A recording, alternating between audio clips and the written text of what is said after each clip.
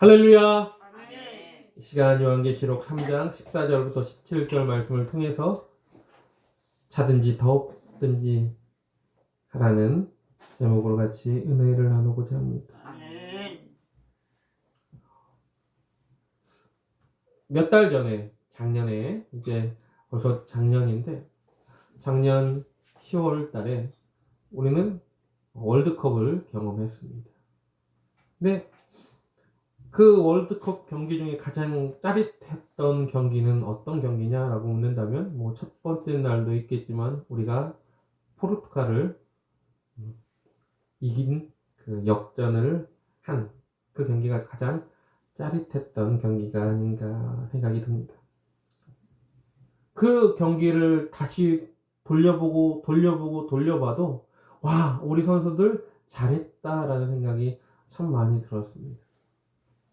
그리고 그 월드컵 기간에 열기는 대단히 뜨거웠죠. 올림픽보다 월드컵이 훨씬 더 많은 시청자를 가지고 있고 훨씬 더 뜨거운 그 응원 열기가 있다고 합니다. 그 경기를 보기 위해서 그 밤중에 광화문에 모여서 응원을 하고 또 각 가정에서도 모두가 하나가 되어서 응원을 했던 걸 볼 수 있습니다. 그 경기를 보면서 어땠어요? 만약에 포르투갈 선수들이 막 공격을 할 때는 야, 우리 골 먹는 거 아니야? 하면서 마음을 졸이기도 하고 또 우리 선수가 공격을 막 할 때는 야, 골 꼭 넣었으면 좋겠어 하다가 골이 들어가지 않으면 안타깝던 모습도 있고 그러다가 골 먹었을 때는 어떡하지?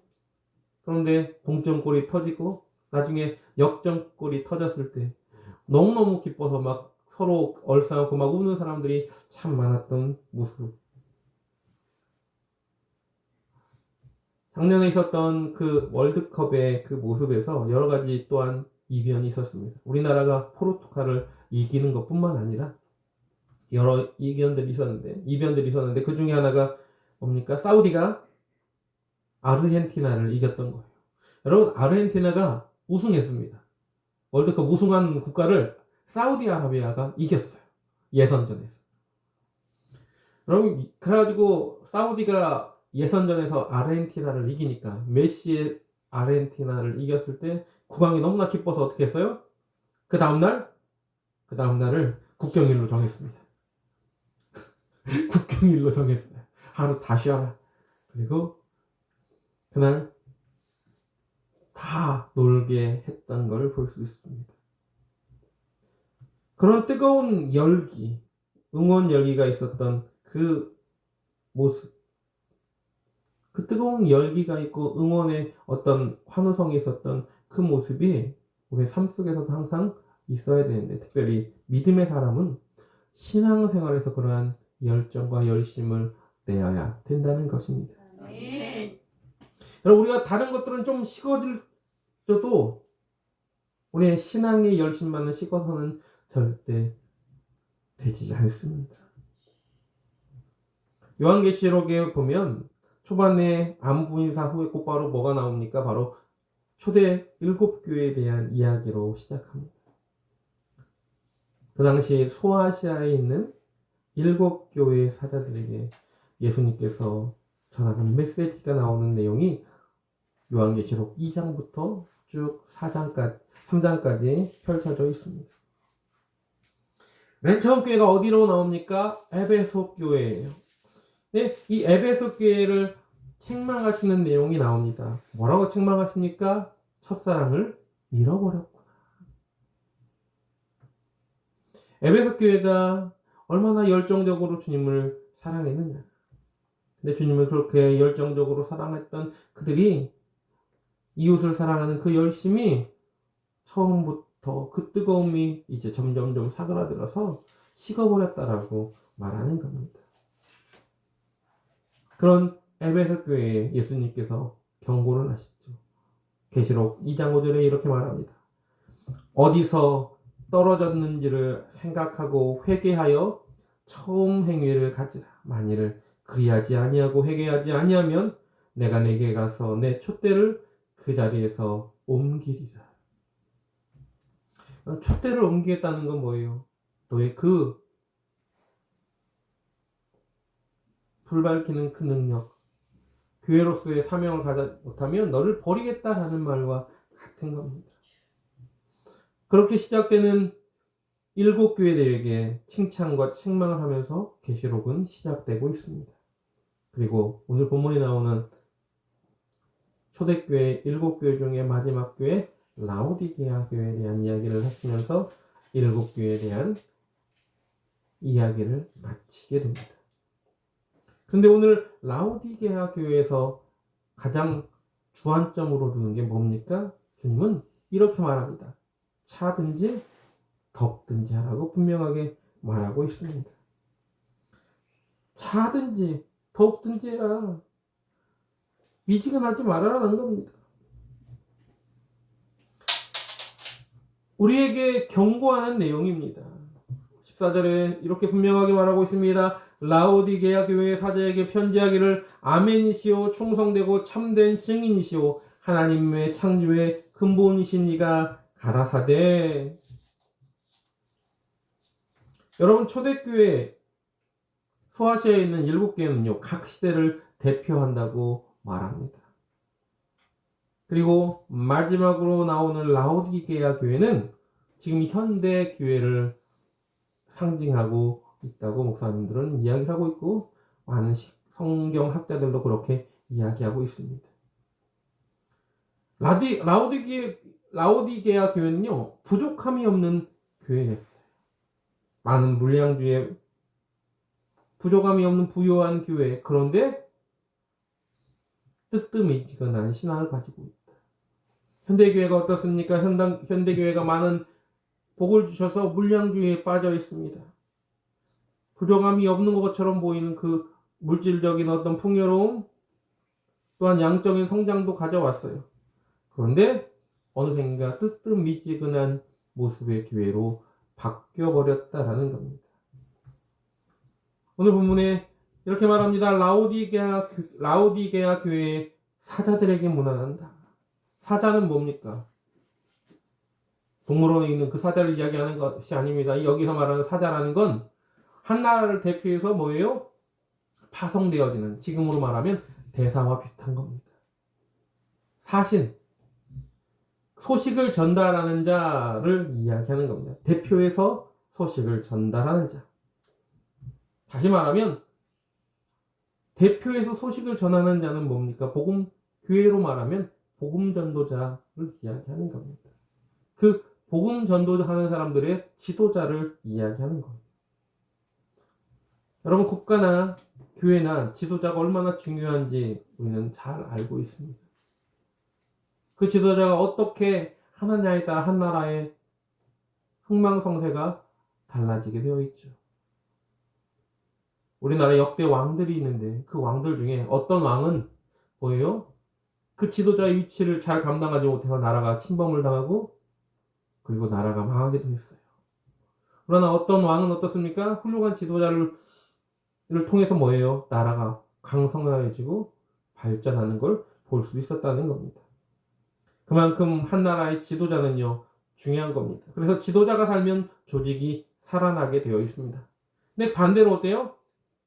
지도자가 정체성을 잃어버리고 지도자가 엉망이면 어떻습니까? 그 가정이나 사회나 국가는 방향을 잘못 잡고 엉뚱한 곳으로 가게 되어 있다는 겁니다.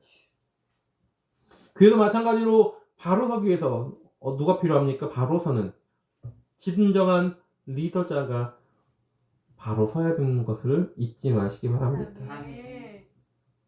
리더자가 제대로 길을 가야 뒤따라오는 그 무리들도 제대로 길을 가는 겁니다. 만약에 양떼를 이끄는 목자가 엉뚱한 길로 가면 어떻습니까? 양떼도 다 엉뚱한 길로 가게 되어 있는 겁니다. 푸른 초장과 쉴만한 물가로 인도해야 되는데 그곳으로 인도하지 않고 엉뚱한 산골짜기로 절벽으로 이끌어가면 어떻게 되겠습니까? 가끔씩 그 동영상 같은 데 보면 웬 쥐떼들이 여러분 막 절벽으로 막 뛰어내리는 거 보지 않습니까?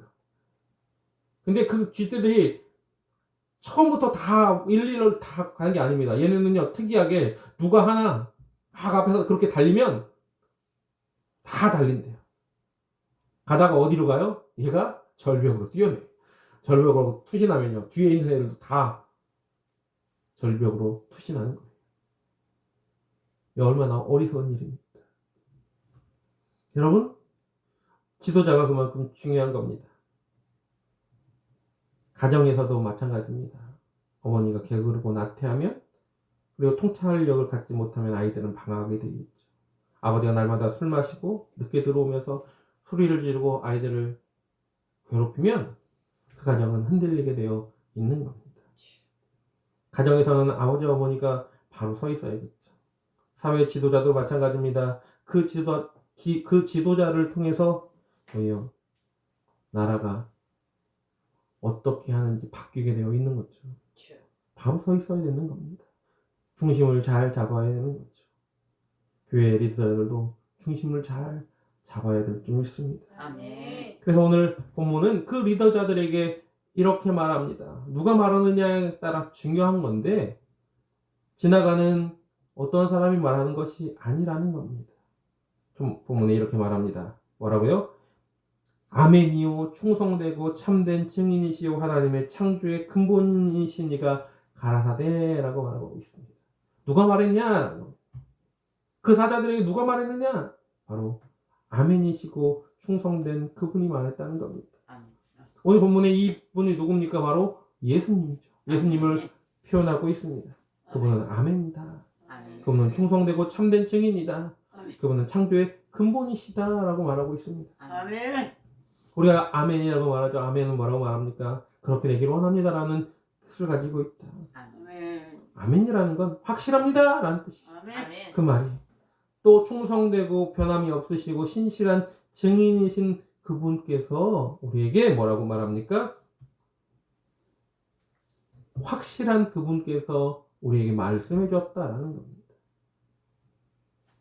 그분이 어떻게 말하느냐? 너희 리더들, 너의 사자들아, 뜨뜻미지근한 영적 통찰력을 벗어버리고 온전한 뜨겁든지 차갑든지 하라는 말씀을 하시는 겁니다. 교회가 그 시대를 영적인 통찰력을 가지고 이끌어 나가지 못하면 교회는 어떤 모습이 되느냐? 세상의 조롱거리가 됩니다.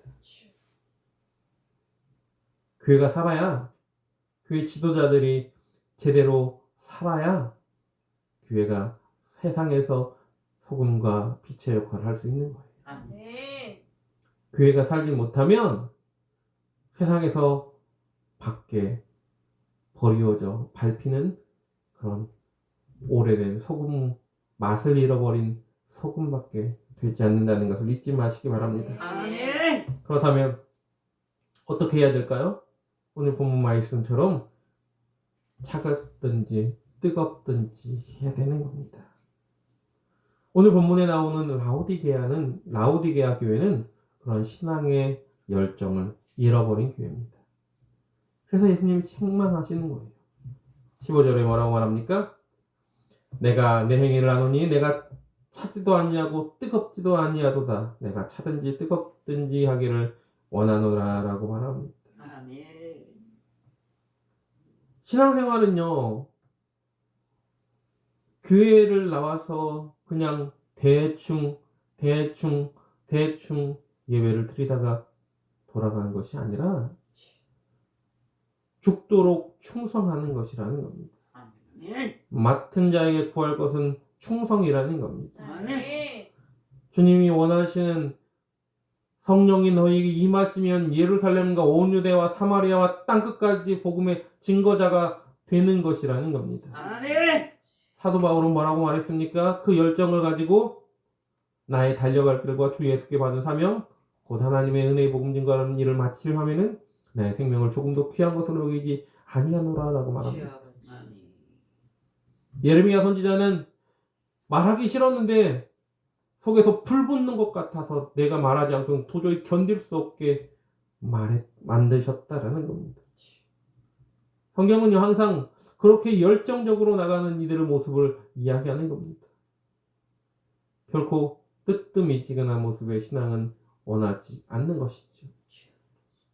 사도 바울은 그래서 그 열정을 가지고 어떻게 해요? 결혼도 하지 않았습니다. 그 열정을 가지고 목숨을 걸고 그렇게 나갔습니다.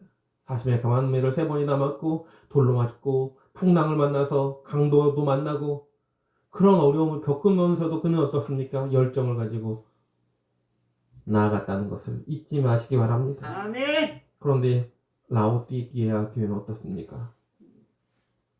미지근했다는 겁니다. 그 미지근함의 결과가 무엇이냐? 16절에 이렇게 말하고 있습니다. 내가 이같이 미지근하여 뜨겁지도 아니하고 차지도 아니하니 내 입에서 너를 토하여 버리리라. 토하여 버리겠다는 건 뭡니까? 널 내치겠다라는 겁니다. 마치 뭐와 같습니까? 달란트 비유에 나오는 한 달란트 받은 이에게 주님이 책망하십니다. 악하고 게으른 종아, 자기에 충성하지 않았구나. 그러면서 뭐라고 말합니까? 저 바깥 어두운 데서 이를 갈미 있으리라. 천국잔치에 참여하지 못하고 쫓겨난 것이 뭡니까? 바로 그 한 달란트를 받았던 땅에 묻어두었던 하인의 모습이었다는 겁니다. 우리 주님은요, 그만큼 미지근한 신앙을 싫어하시는 것입니다. 입에서 내쳐버리겠다라는 겁니다. 그러면 우리는 왜 그렇게 뜨뜻미지근한 신앙이 되었을까요? 처음부터 뜨뜻미지근한 신앙이었을까? 내가 주를 처음 만난 날 너무나 감격적인 그 모습이 있었을 겁니다. 어느샌가 나는 세상에 속해워 버린 건 아닌가. 창세기 19장에 보면 소돔과 고모라가 멸망하는 장면이 나옵니다. 18장에는 누가요? 아브라함이 자기 조카 롯을 좀 살려달라고 그러면서 의인 10명만 있으면 그 성을 멸하지 아니하실 겁니까? 라고 하나님께 간구하죠. 천사가 그 성에 와서 소돔 성에 와서 롯의 가족들을 불러 모읍니다. 이제 도망가야 된다.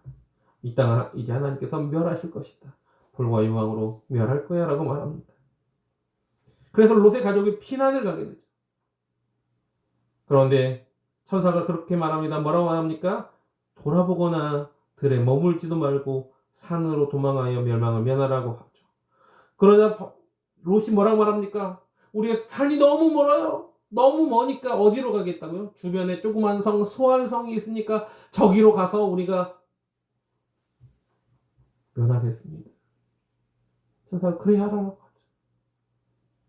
그런데 그렇게 도망가는데 우리가 잘못 알고 있는 그림 중에 하나가 뭐냐면 그렇게 그 그림들이 어떤 그림들이 있냐면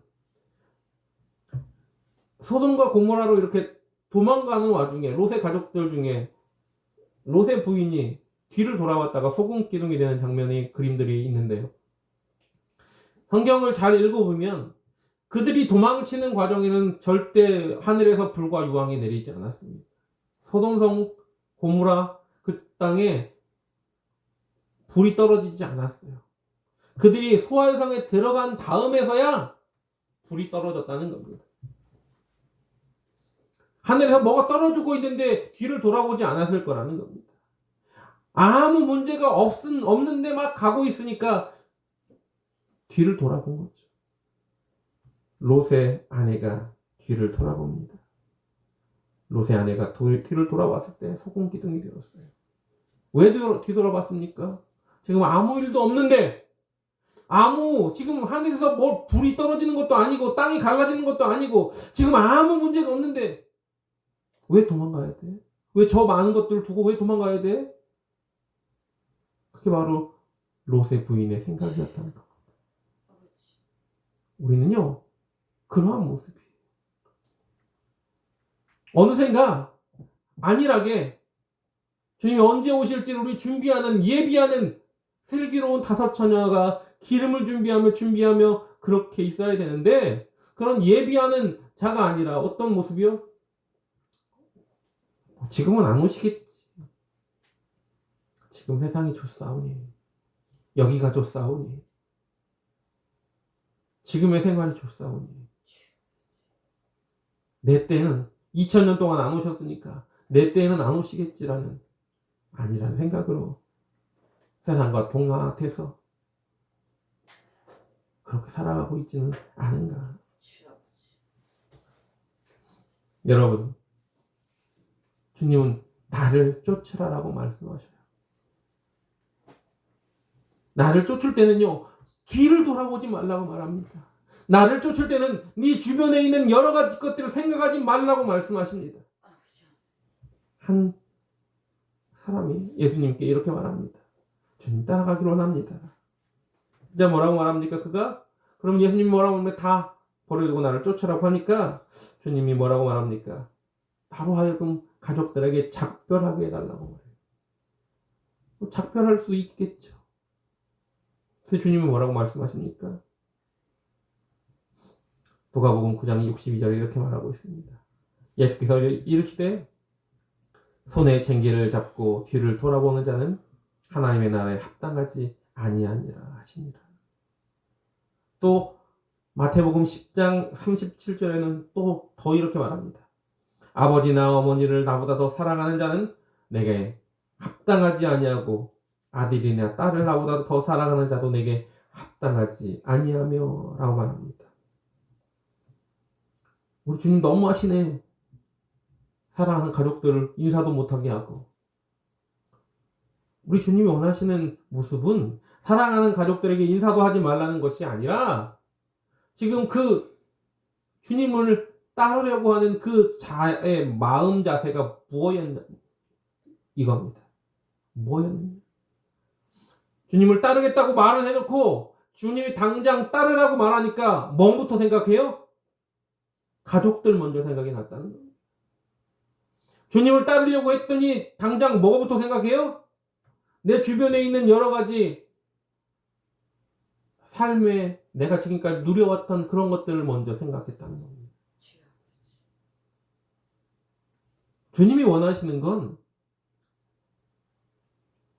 그 길을 쫓으라고 명하셨을 때 예! 라고 주님이 다른 것보다 먼저인 우선순위를 이야기하는 겁니다.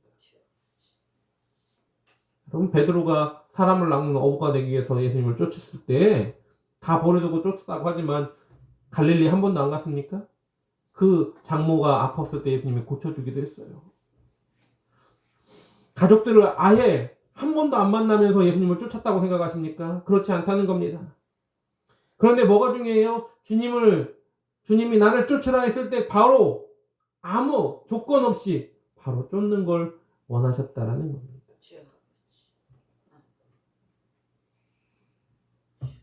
그래서 성경은 이렇게 말합니다. 마태복음 22장 37절에 예수께서 이르시되 내 마음을 다하고 목숨을 다하고 힘을 뜻을 다하여 주 너의 하나님을 사랑하라. 이 하나님을 사랑하는 거예요. 사랑한다고 내 거 주변 거 다 챙기고 그리고 나서 남는 짜투리로 사랑하는 게 아니라는 겁니다. 시간을 분배할 때도 어떻게 하라고요? 하나님이 원하시는 그 일을 먼저 분배하고 그리고 내 것들을 하라고 말합니다. 물질을 드릴 때도 마찬가지입니다. 먼저 그래서 11조를 먼저 떼고 내가 하나님 앞에 드려질 예물을 먼저 떼고 나서 나머지 것들을 쓰라는 거지. 다 쓰고 나서 남는 돈이 없네요. 그래서 이것밖에 못 드려요. 이게 아니라는 겁니다. 우리 마음이 어디 있느냐라는 겁니다. 마음이 어느 곳에 있느냐. 우리 주님은 그래서 중심을 보신다고 말씀을 하시는 겁니다. 아멘. 여러분의 마음, 하나님을 먼저, 예수님을 먼저 생각하는 그 마음, 그것을 원하시는 걸 잊지 마시기 바랍니다. 아멘. 하나님을 경외하는 것이 우리에게 가장 먼저 된 우리를 만드신 목적임을 잊지 마시기 바랍니다. 아멘. 그래서 이사야서 43장 21절에 이렇게 말하고 있습니다. 이 백성은 내가 나를 위하여 지었나니 나의 찬송을 부르게 하려 함이니라. 고린도전서 10장 31절에도 뭐라고 말합니까? 다 같이 읽어볼까요? 시작. 그런즉 너희가 먹든지 마시든지 무엇을 하든지 다 하나님의 영광을 위하여 하라. 아멘. 아멘. 그렇습니다. 먹든지 마시든지 무엇을 하든지 다 하나님의 영광을 위해서. 그게 바로 믿음의 사람의 자세이고 하나님 우리를 만드신 목적임을 잊지 마시기 바랍니다. 아멘. 여러분 우리가 신앙생활을 잘하느냐 못하느냐가 우리 인생의 실패와 성공을 좌우하는 걸 믿으십니까? 믿으십니까? 아멘. 그렇습니다. 우리 신앙생활을 어떻게 하느냐. 우리가 뭐 어떻게 공부를 잘하고 어떻게 어떤 뭐 학습을 잘해서 어떤 직장에 가서 이것이 중요한 것처럼 보이죠. 그러나 하나님 앞에서 내가 어떻게 준비되어 있느냐, 하나님 앞에서 어떤 신앙생활을 하고 있느냐가 더 중요할 수 있다는 겁니다. 왜? 믿음의 사람은 우리가 어떤 잘나지도 못하고 공부도 잘 못할지라도 우리에게 그 일을 위해서 사용하기 원하신다면 나로 하여금 엄청난 부를 하나님 주실 수도 있습니다. 그 물질을 사용하여 하나님께 영광 돌리고자 하는 하나님의 계획이 계시다. 엄청난 공부를 해서 어떤 뛰어난 머리를 주셔서 누구로 하여금 새로운 놀라운 과학 문명을 어떤 발명품을 만들게 하실 수도 있고요. 아름다운 곡을 만들게 하실 수도 있고요. 이건 뭐예요? 하나님이 어떻게 하시느냐 개입하는 그것이 중요하다는 겁니다. 아멘. 여러분 그렇기 때문에 나에게 주신 귀한 사명이 있다면 열정적으로 달려가길 주님의 이름으로 부탁을 드립니다. 아멘. 우리가 해야 될 일은 사람들로부터 칭찬 듣는 것이 아닙니다. 믿음의 사람이 궁극적으로 잡아야 될 목표는 바로 저 하나님 나라의 시민권이지 않습니까? 사람에게 칭찬이 아니라 하나님으로부터의 칭찬이지 않겠습니까?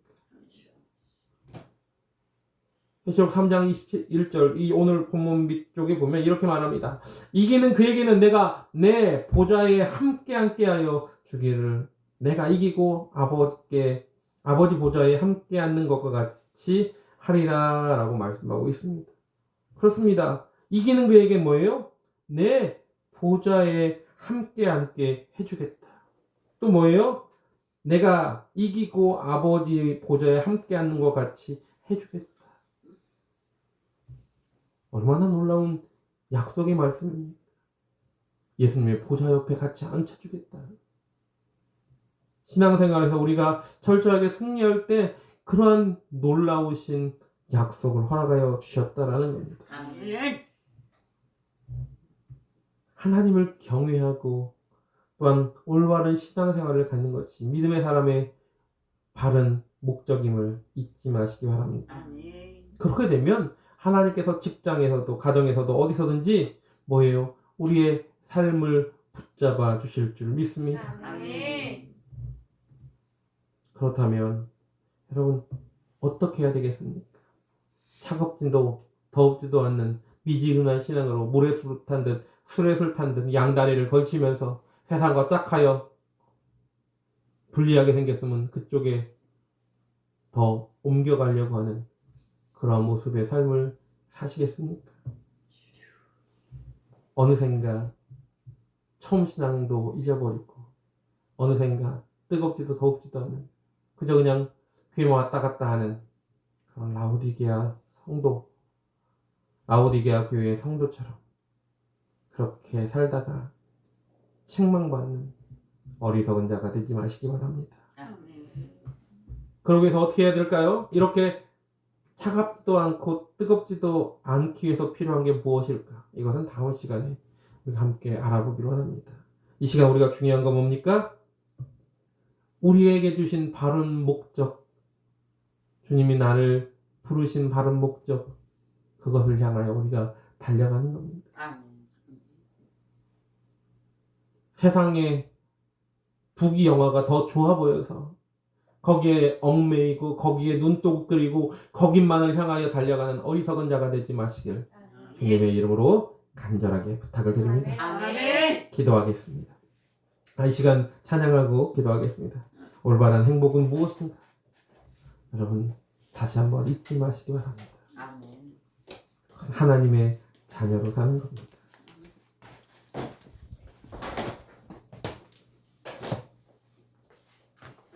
이 찬양 부른 다음에 함께 말씀을 해가면서 통성으로 기도하겠습니다.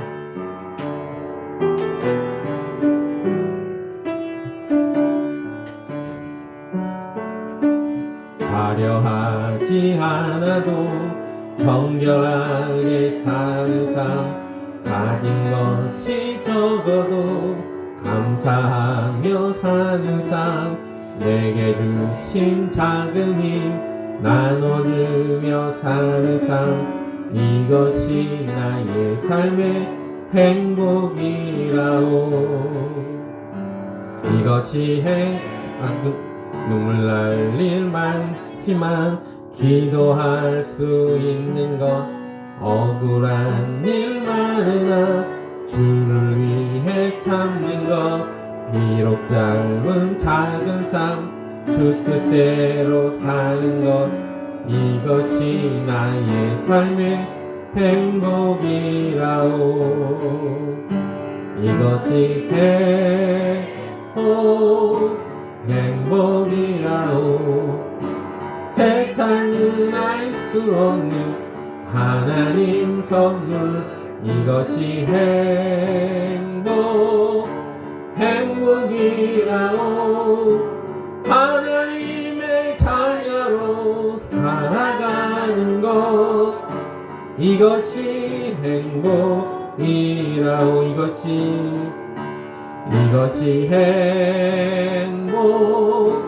행복이라오. 세상은 알 수 없는 하나님 선물, 이것이 행복이라오. 하나님의 자녀로 살아가는 것, 이것이 행복이라오. 이것이